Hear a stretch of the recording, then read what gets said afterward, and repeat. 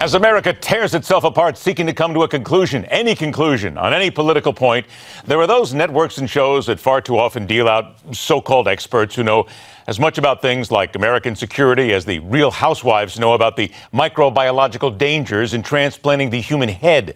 But our next guest does know the inner workings of Washington, does understand how it works, and is out there sharing it every single day on the radio airwaves. Former congressman, former chairman of the U.S. House Permanent Select Committee on Intelligence, celebrating his nationally syndicated program hitting over 150 stations just 7 months after debuting. Let's deal something to think about with Mike Rogers. Congressman, thanks for joining us. You having fun so far? I am having a ball. This is more fun than you're allowed to have with your clothes on, apparently. Yeah, but please don't ever say that out loud because, you know, in politics and clothes, come on, you know, somebody's going to say something and you'll have to explain yourself. Please, we got to be careful. Oh, there's no doubt about that. I'm sure the phone lines are lighting up already. God, let's hope so. That's what it's all about. Hey, the one thing that I saw when, and the folks at Westwood One that you work with, I know them very well, that they were talking about this show as being a common sense approach. Boy, you just hit the two words that I'm nailing every single day on this show when it comes down to politics, whatever, common sense.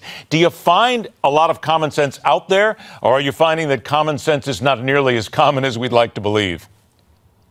Well, common sense is out there. It's just not in Washington, D.C. And so talking about common sense solutions, talking about the problem in a way, even complicated problems in a way that everybody, when you're driving a car and a little bit distracted about everything going on in your life, can understand, we're finding that people are loving it. We try to throw a little humor in there, even on issues like cybersecurity, by talking about commingling of your electrons with Kim Jong-un's electronic undergarments. That's the second. Wait a minute. That's the second time now we've talked about clothes and undergarments. You got to be very careful here. Yeah, really, the show isn't about those kinds of things on a normal day, Ed. But thanks for pointing it out. No, it's quite all right. Really, as a veteran of radio myself, I know exactly what kind of trouble you get into. But when you talk to the people, what does America really want to talk about? Because we're stuck in so many political discourses right now that sometimes you get the feeling that people don't really school themselves on all the politics, and maybe they need a little pushing forward. So what are you getting back from the listeners? Well, I do a lot on national security. I try to take those complicated national security issues and put them in terms that I can understand and my listeners can understand. And sometimes we do, as I said, sometimes we do it with some humor. Sometimes we do it with just as deadly serious.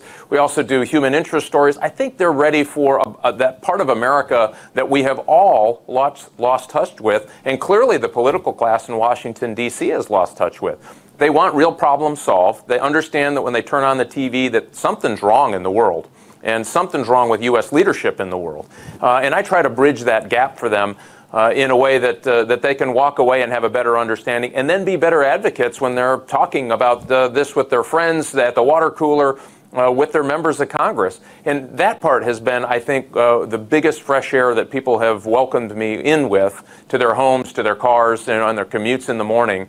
And that's what we found so exciting about this, and that's why I think so many people are reacting so well to the show. We are getting an awful lot of people these days that are saying plain talk, serious talk, straight talk. That's what they want. They don't get it from the politicians in Washington. Look, I don't want to mention his name, but we all know who we're talking about right now, that he's the guy that comes out there and gets right in your face. Do you see yourself as that kind of guy with all the background that you have, just being able to cut through all of the bovine excrement, if you will, in Washington, D.C. and of the politicians and make people understand the reality? You know, yeah, I hope so. And that's exactly what I'm trying to accomplish. I'm not going to do it by insulting anybody. I never thought that worked. But I can do it in a way, rather than an insult, maybe a bit of a sense of humor, or put it in very plain terms as to why what they're saying is just so far off the mark. I mean, when I say they, I'm talking about politicians in Washington, D.C. or presidential candidates. I try to put it in a way that you can go, yeah, I hadn't thought of it that way. That gives me something to think about. And that's exactly the tenor and tone of the show, and I think why people have respected it. It's not a tirade about name-calling and why Joe is bad because Sally said so. It is really about a policy look where we can frame it in a way that everybody can understand it and it gives them a new perspective on a really hard problem, and I think that's why people love it. And then along the way also, Ed, we throw in some great human interest stories. When the rest of America is attacking police officers, I go through and tell stories about police officers doing above and beyond their duty to protect and to serve their communities and touch people's lives in a positive way. I'm trying to make sure that we don't forget about the kinds of things that make our communities great, make our country great. And sometimes with all of that negativity and all of that pablum that is spewed around the country and politics, that gets lost. I'm trying to refocus on some of those issues. 15 seconds left. So would you now consider yourself to be a recuperating/recovering politician?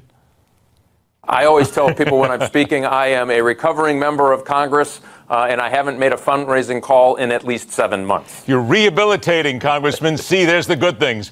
Reminder once again to everybody, the show is called Something to Think About with Mike Rogers. It is syndicated by Westwood One. Check your local radio listings, 8 out of the 10 top markets. It's there. A fun show indeed. Congressman, thanks for joining us. We'll look forward to doing it again real soon. I hope so. Thanks. And we'll see you at a local establishment in Washington, D.C. real soon. There you go. The Hardline continues.